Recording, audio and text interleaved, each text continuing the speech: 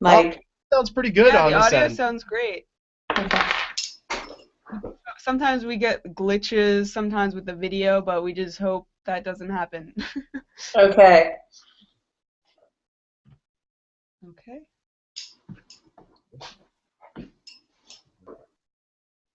Yep. Okay, so we're gonna get started, all right? All right. All right. So welcome to Third Eye Weekly. Joining us is Kelsey Ramsden, Canada's #1 entrepreneur and a successful business consultant. Thank you for joining us, Kelsey. Thanks for having me. Great. So to get started, so we were kind of looking into your background and seeing that you were essentially born into a family of entrepreneurs. Did this sort of play a role in inspiring you to eventually be an entrepreneur yourself? I think probably what it did was it gave me a good understanding about what that lifestyle looks like. So it made it possible. I think it gave me a bit more permission to deviate from like the norm for sure. I think anything when you have a window in order to be able to see, the ups and downs and the pros and cons, it makes it less scary when those things happen to you because you know that's a part of the process, right? So certainly, I think it did make it in some respects easier, but in other respects maybe more difficult because you know what you're getting into.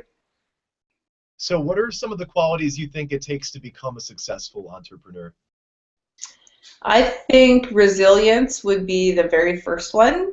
And then I think self-awareness would be probably the second one, because the reality of it is that when you start out, you have to do a lot of things yourself, and you have to quickly recognize the things that you're maybe not so good at and be willing to recognize as well maybe the things that aren't working. So your great idea might actually suck. And so you have to be the first one to say, put your hand up and go, okay, we have to adapt or change our target on that. So I think those kind of three would be the first three that I would mention. Did you face a lot of that ups and downs when you were an entrepreneur yourself? Can you tell us a little bit more about sort of just your story in becoming Canada's most successful entrepreneur? Sure. Yeah. I mean, ups and downs are daily. I'm not going to lie. They still happen. I think any successful entrepreneur who tells you that it's just now smooth sailing is probably telling you a bit of a fib. It's never just smooth sailing. There are periods where it's chill, but for the most part, it's just the same when you start as it is when you're growing, as it is when you've kind of reached a level. There's always something that comes up. And so my story is really that I suppose in some respects was always self-driven, so my brother and I like sweeped off the street in front of our house and then blockaded it, so everyone who came home at the end of the workday had to pay us a quarter to come across our beautifully swept public street. I started doing things like that when I was little, the classic lemonade stand vibe, and then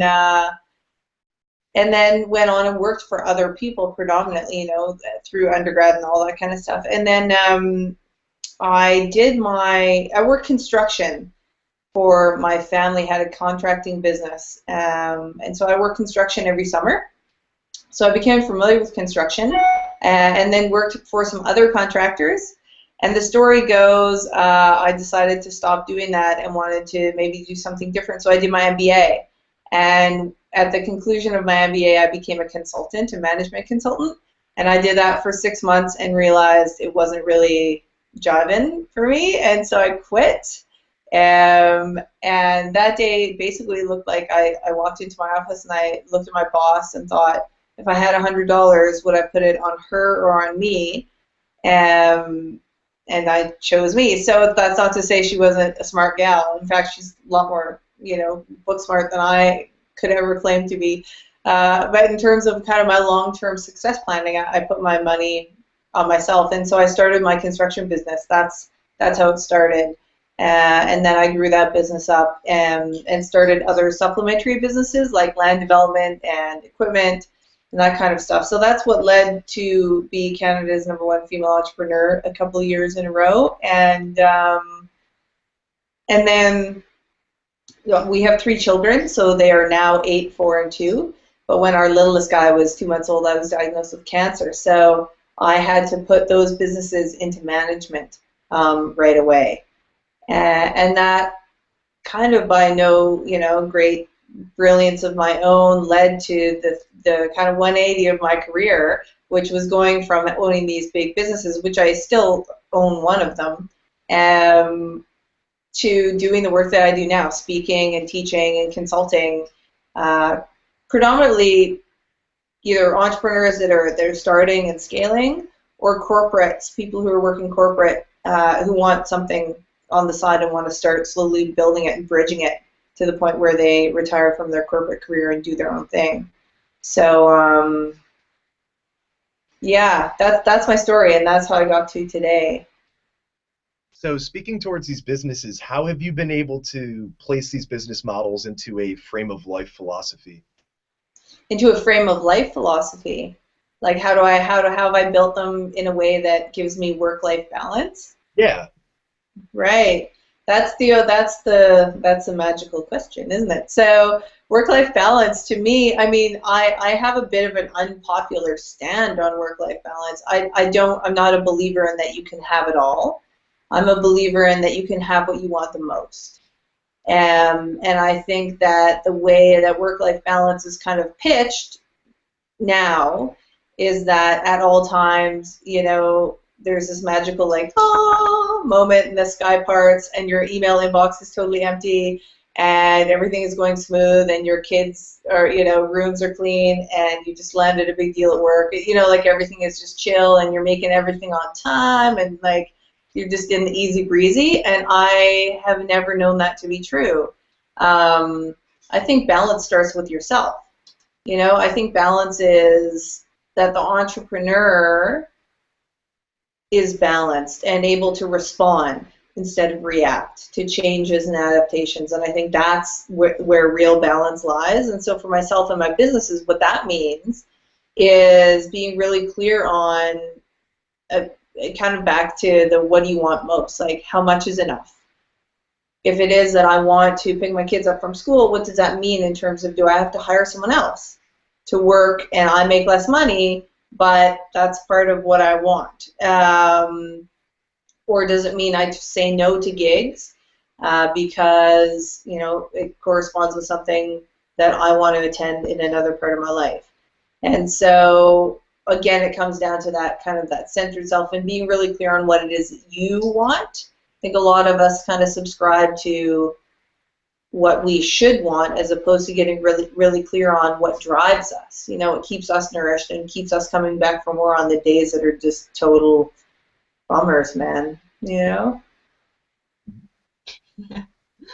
So when you're working with individuals in your consulting business, how do you kind of help them grow and nourish their own creative ideas while implementing, very structured financial realities to their ideas? Because I think a lot of them don't really go hand in hand when people are starting off in a business. Right. So there's two things to that. The first thing is I really strongly believe in a customer-driven model. So I always talk about what is the real pain that you're solving. I care less about what, as the entrepreneur, say I'm coaching an entrepreneur, I care less about what that entrepreneur likes or loves and more about what their client likes and loves. And I think usually that, like, right in there is usually the juxt of most startups' problems is they're focusing on something that they like and love and not something that a client would be willing to pay for. And so those two things have to be kind of looked at. And that's usually where the creativity first arises, is adapting an entrepreneur's first innovative thought into something that's saleable and scalable. And again, that's driven by that kind of customer-centered adaptation. And we go through a process to look at what that looks like and help them solve those problems.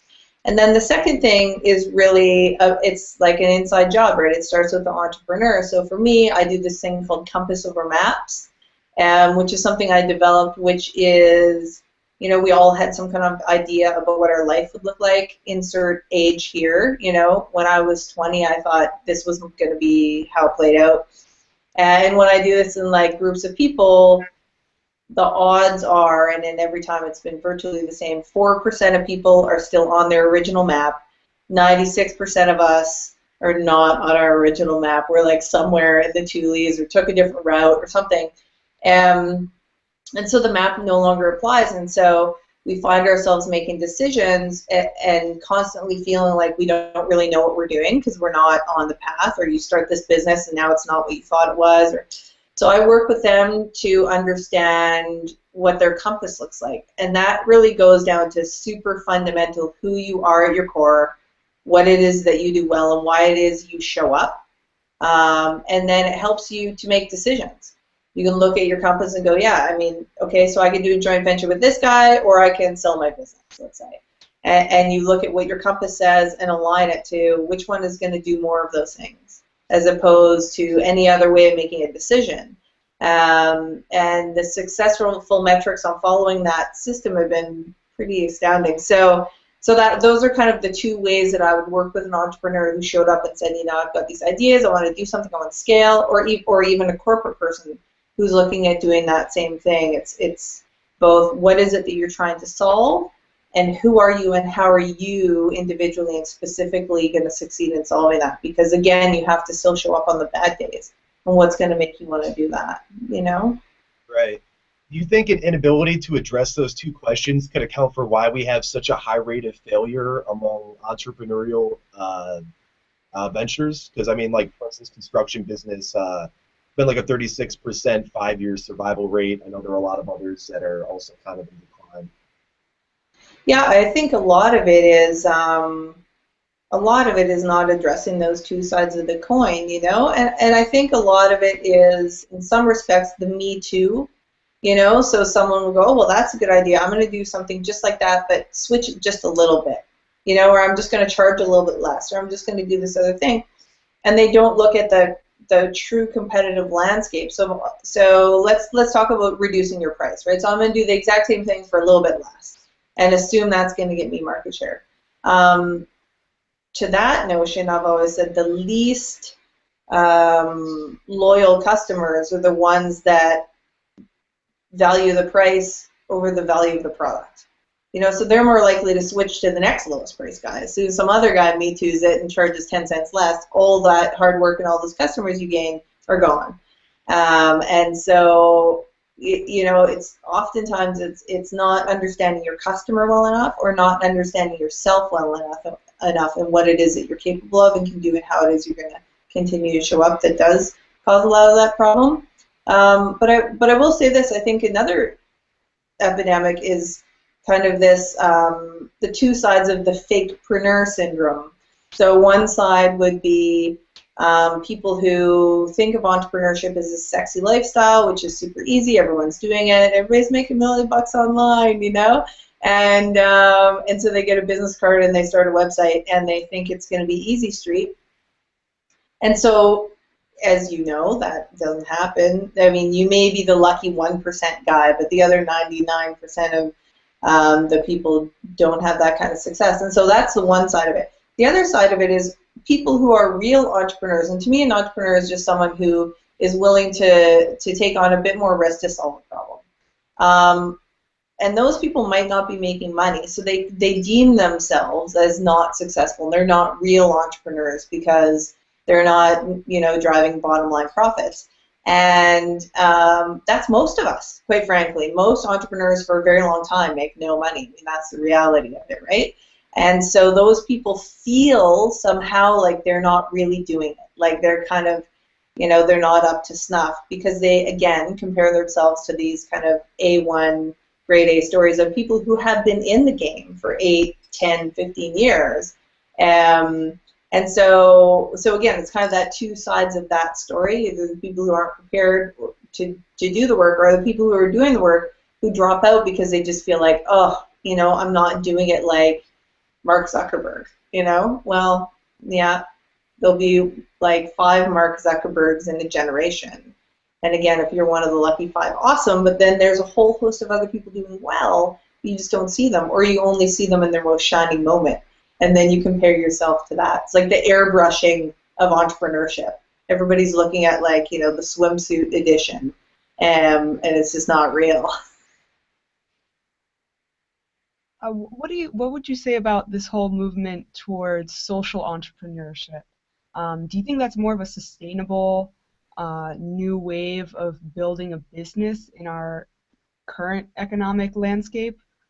Yeah, I think it's tremendous. I mean, I think it's phenomenal. I think it does for the social good what social good on its own was not that able to do in the kind of way. So, um, if you look at it just from a basic perspective, so if you have someone with lots of drive, decent brains, good connections, can make relationships happen with people, and that's someone who would probably traditionally be successful in the entrepreneurial environment or the business environment, corporate or otherwise.